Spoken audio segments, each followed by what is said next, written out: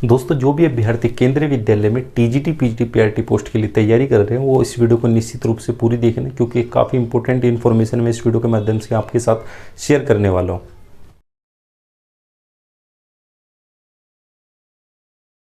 नमस्कार दोस्तों, एक बार फिर से आपका स्वागत है एस कासिन यूट्यूब चैनल पर। दोस्तों, आप जानते हैं केंद्रीय विद्यालय में रिक्रूटमेंट निकली हुई है। चाहे हम टीचिंग पोस्ट की बात करें चाहे नॉन टीचिंग पोस्ट की बात करें, इसमें काफ़ी ज़्यादा अभ्यर्थियों ने अप्लाई किया। अगर अभ्यर्थियों की संख्या की बात करें तो वो लाखों में है। तो ये तो बात बिल्कुल ठीक है, आपको कंपटीशन ठीक देखने को मिलेगा। बाकी जो मैं आपसे इंपॉर्टेंट बात कर रहा था वो ये थी कि आप जानते टीजीटी पीजीटी पीआरटी की जब हम बात करते हैं तो इसमें केंद्रीय विद्यालय ने अपने सिलेबस को अपग्रेड कर दिया है। अब चाहे हम टीजीटी की बात करें, पीजीटी की बात करें, पीआरटी की बात करें, आपको एनसीईआरटी तो पढ़नी पड़ेगी। अगर हम विषय संबंधित की बात करते हैं, कॉमन पेपर आप जानते हैं कहाँ से आपको कैसे तैयारी करनी है, वो तो कॉमन ही होता है सबके लिए एक जैसा।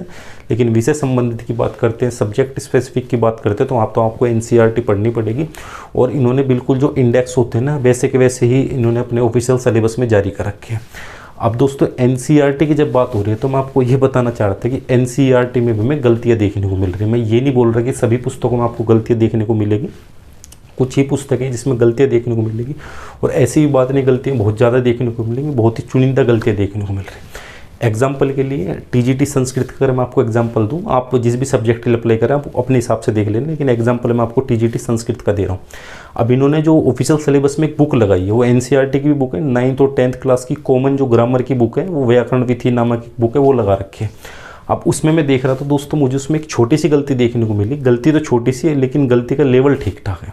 इन्होंने जो कर रखा है, जैसे अकु विसर्जनीय कंठ है, तो अकु विसर्जनीय में यह तो आता ही नहीं है, तो इन्होंने यह कहाँ पर डाल रखा है, कंठ में, जबकि यह का उच्चारण स्थान होता है आपका तालु। तो ये वाली गलती कर रखी है। अगर आप हिंदी पढ़ोगे, जैसे पढ़ ली होगी तो अच्छी बात है, नहीं तो आपको निश्चित रूप से पढ़ना चाहिए, क्योंकि आपको कॉमन पेपर में तो देनी है। अब मैं कहने वाली बात ये थी दोस्तों, मानकर चलो कल को ये क्वेश्चन, जैसे टीजीटी संस्कृत का मैं एग्जाम्पल दे रहा हूँ, और उच्चारण स्थान के बारे में विशेष रूप से पूछ ही लिया जाता है। संस्कृत की अगर हम बात करें तो हिंदी में पूछ लिया जाता है।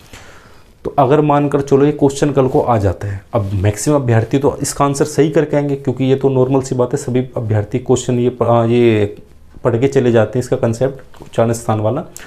तो इसमें जो अभ्यर्थी ठीक करेंगे वो तो ठीक है। मानकर चलो किसी अभ्यर्थी ने गलत कर दिया, आप मान के जो गलत कर दिया, तो कल को जब केंद्रीय विद्यालय क्वेश्चन पेपर या फिर अपनी आंसर की जारी करेगा, उसमें उसे पता चल जाएगा कि मेरा क्वेश्चन गलत है। वो सारे के सारे क्वेश्चन एनसीईआरटी से मिलाएगा। और मैंने आपको बताया कि एनसीईआरटी में कहीं ना कहीं गलती देखने को मिलती है।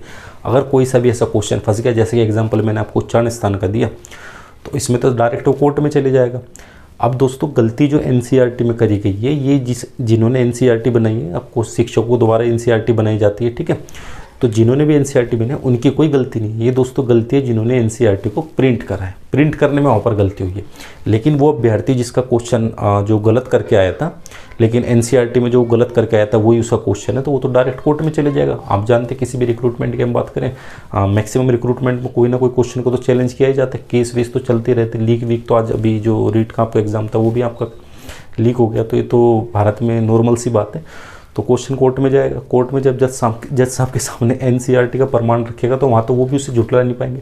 अब जज साहब उसे ये तो बोलेंगे नहीं कि भाई ये मिस प्रिंट करा गया है, क्योंकि कीवीएस के ऑफिशियल सिलेबस में ऐसा कहीं मेंशन नहीं है। और बिल्कुल भी भारत सरकार करे, स्टेट गवर्नमेंट करे, बिल्कुल भी ऐसा नहीं बोल सकती कि एनसीईआरटी में गलती है, मिस प्रिंट से गलती हो, ऐसा नहीं हो सकता। क्योंकि तो डायरेक्ट प्रमाण देगा कि सर मुझे थोड़ी पता है एनसीईआरटी में गलती नहीं, मैं तो एनसीईआरटी पढ़ के गया और उसका क्वेश्चन आया, उसका क्वेश्चन का आंसर मैंने एनसीईआरटी के अकॉर्डिंग ही दे दिया।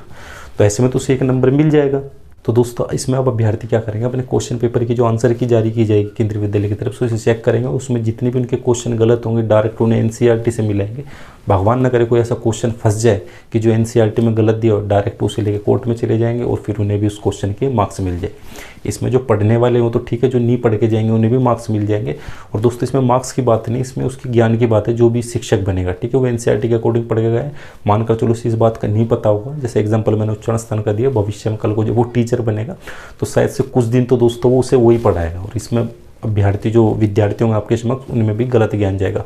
लेकिन अमूमन ये देखा गया है, जो ऑलरेडी शिक्षक पढ़ा रहे हैं, अगर एनसीईआरटी में कोई गलती होती है तो तुरंत बता देते हैं कि इसे बच्चे ठीक कर लो। लेकिन हम जो टीचर बनेंगे, जो एनसीईआरटी के बाद एग्जाम देने वाले, उनका क्या, उन्हें कौन बताएगा, उन्हें तो सेल्फ स्टडी करनी है। तो दोस्तों, बस मैं आपको यह बताना चाहता हूँ, जब भी आप एनसीईआरटी पढ़ेंगे, ऑफकोर्स आपको पूरी पढ़नी पड़ेगी। तो जहाँ पर भी जो भी आपको गलती देखने को मिलेगी, उस गलती को नोट आउट कर लेना। और आपको गलती से नहीं पढ़ना, आपको खुद के हिसाब से जो उसका सही आंसर एक्चुअल में वही पढ़ना है। जो प्रिंट से हुई गलती चाहे जैसी भी हुई उसके हिसाब से नहीं पढ़ना, लेकिन उसको अंडरलाइन जरूर कर लेना। कल को जब आप एग्ज़ाम दे के आएंगे तो जब आपकी आंसर की आएगी तो उससे मैच कर लेना, शायद से दोस्तों आपके 1-2 नंबर का आपको फ़ायदा हो जाए, क्योंकि ये गलती दोस्तों एनसीईआरटी की ना कि आपकी। तो बस दोस्तों फिलहाल की वीडियो में इतना ही। अगर आपको वीडियो पसंद आए वीडियो को फटाफट से लाइक करें, चैनल पर नए चैनल को सब्सक्राइब करें, क्योंकि हमारा चैनल केवल शिक्षकों और भावी शिक्षकों के लिए। तो अगर आप एक शिक्षक बनने की इच्छा रखते हैं तो चैनल को जरूर सब्सक्राइब कर लीजिएगा। तो मिलते हैं अपनी अगली इसी तरह की इंटरेस्टिंग वीडियो में, तब तक के लिए जय हिंद, वंदे मातरम।